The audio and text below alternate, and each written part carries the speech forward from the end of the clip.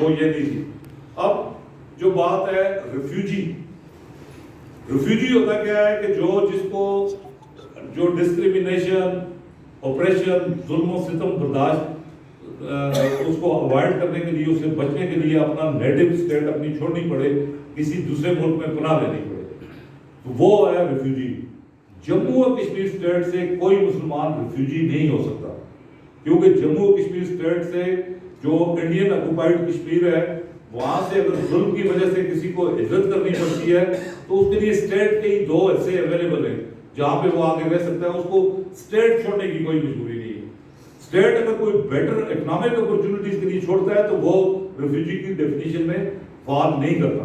اس لیے جو ہے پہلی بات تو یہ ہے کہ کوئی ریفیوجی نہیں ہے، یہ غلط ٹرم ان کے لیے استعمال کی گئی. ڈسپلیسڈ پرسنز تھے.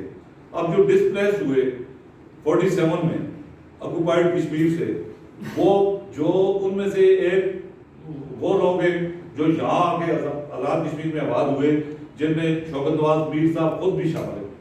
تو یہاں ان کو وہی حقوق اسٹیٹ سبجیکٹ ہونے کے حوالے سے تمام تر وہی حقوق حاصل ہیں جو مجھے حاصل ہیں، جو باقی لوگوں کو حاصل تھے جو یہاں پہلے سے رہ رہے تھے. اس لیے کوئی ان کا ایشو نہیں ہے. دوسرا وہ لوگ تھے کہ جو پاکستان میں جا کے سیٹل ہوئے. پاکستان میں جو لوگ جا کے سیٹل ہوئے وہ 1951 میں سٹیزن شپ ایکٹ پاکستان کا بنا. اس سٹیزن شپ ایکٹ کے تحت ان کو پاکستان کی شہریت مل گئی. اب پاکستان کی شہریت ملنے کے بعد تو کوئی ریفیوجی نہیں رہتا. اگر پہلے کوئی ریفیوجی ہے بھی تو دوسرے ملک کی شہریت لے لی، اس کے بعد تو ریفیوجی نہیں ہے. لیکن ہمارے قانون کے مطابق جو اسٹیٹ سبجیکٹ لاز جو ہمارے آئین میں پروٹیکٹڈ ہیں، جو مہاراجہ کے دور میں 1927 میں جو اسٹیٹ سبجیکٹ کا قانون بنا تھا، اس کے تحت جو ہے کوئی پابندی نہیں ہے کہ آپ کسی دوسرے ملک کی نیشنلٹی لینے کے بعد بھی اسٹیٹ سبجیکٹ رہ سکتے ہیں to the extent of 2 generations.